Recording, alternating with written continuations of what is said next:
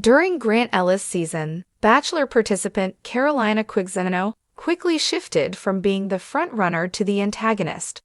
The way things turned out for her stunned her fans. Now that the season is over, she is speaking to the media and giving her perspective. She talked candidly about a lot of things that happened during her appearance on the Dear Shandy podcast this week. She also discussed if she was interested in being the Bachelorette. What did she divulge? To learn all the specifics, continue reading.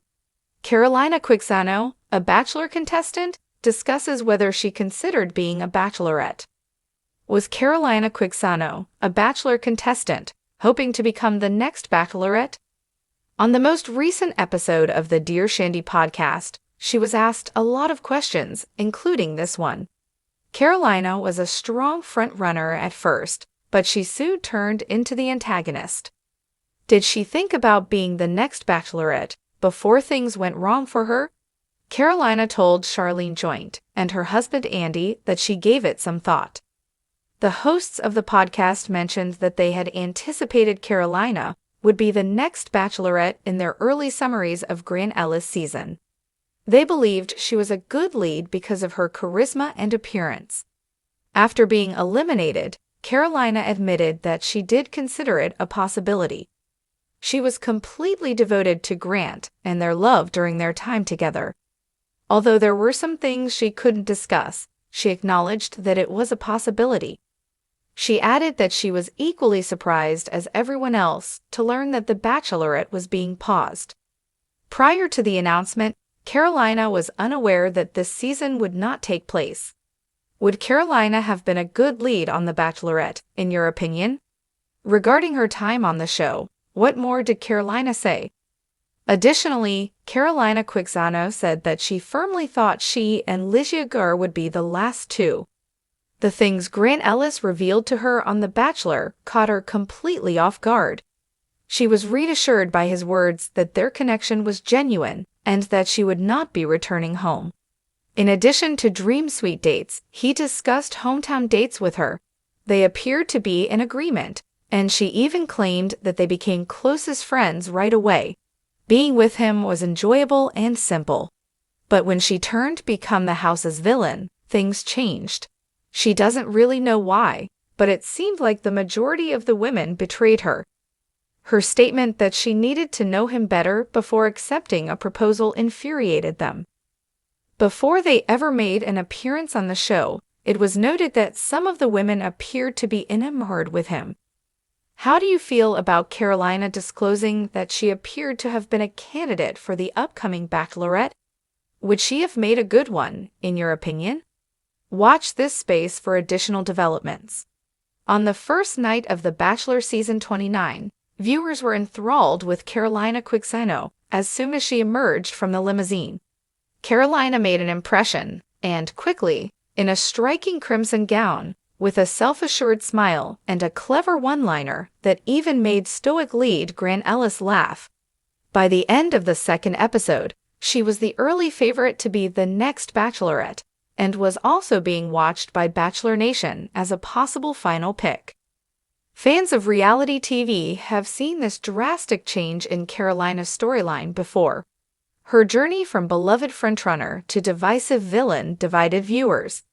Did someone misinterpret her, false representation, or keeping an eye on the lead role the entire time and playing a long game? Carolina is speaking out now that the season is over and Grant Ellis and winner Juliana Pasquarosa are blissfully together, for the time being at least.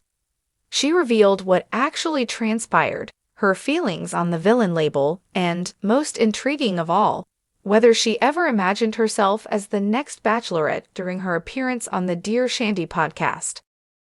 It is important to keep in mind where Carolina's trip began before delving into her post-show discoveries. One standout candidate was a 29-year-old Miami, Carolina UX designer. Early admirers praised her for her composure, intelligence, humor, and willingness to confront Grant in discussion. She had a sultry one-on-one in Week 3, received the first group date rose in Episode 1, and even received a surprise visit from Grant in Week 4, which many interpreted as a sign that she was gaining ground. Carolina admitted to Charlene Joint and her husband Andy on Dear Shandy, "I don't know what had happened exactly. However, after competing for a fantasy suite one day, I was treated as though I had stolen and burned someone's toothbrush." She fell quickly.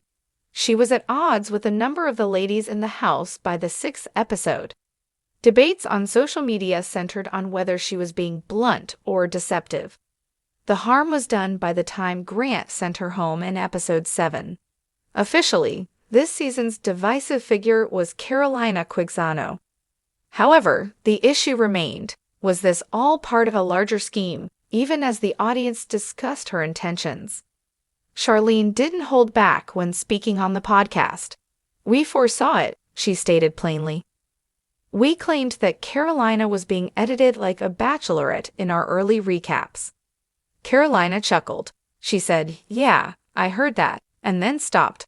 "Look, I mean, if I claimed that the idea never occurred to me, I would be lying."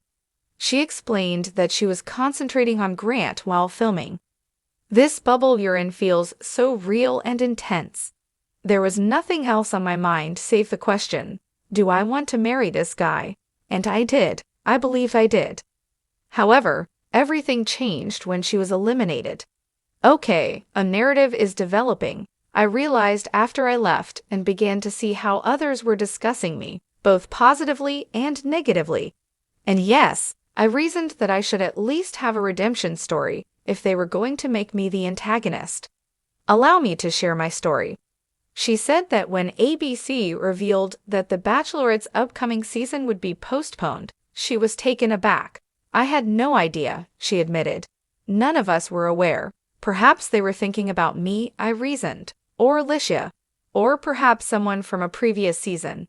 And now," she said, "I'm not sure if I would say no. However, I would want to do it my way.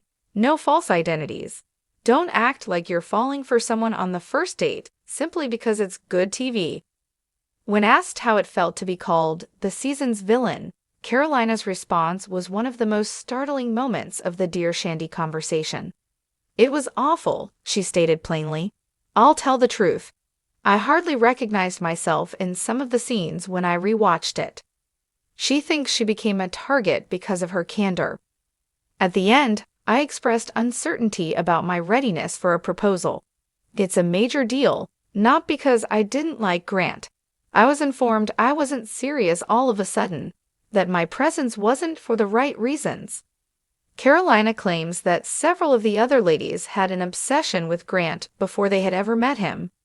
They discussed him as though he were a celebrity crush rather than a genuine individual. "I was merely attempting to get to know him, and somehow it made me a danger." She added that several of the women joined forces against her because she was too confident. She declared, "I don't do the whole crying in the corner to win a rose thing. I'm not constructed that way. I'm not a villain though," simply said, "I didn't shrink for television." The relationship between Carolina and fellow competitor Lydia Gurr was one of the most talked about this season.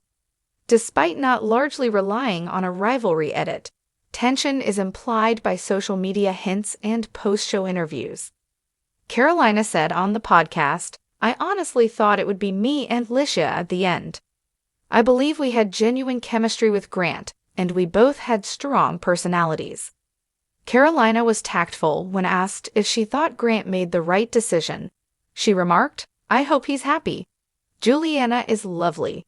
They look to have a genuine connection, even if I don't know her very well." Fans still conjecture that Carolina and Grant had a closer relationship than was shown.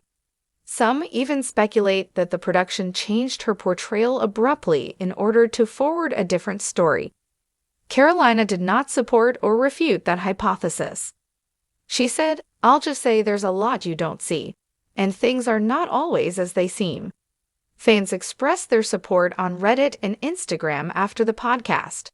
Some even brought back hashtags like #JusticeForQuixano and #CarolinaForBachelorette.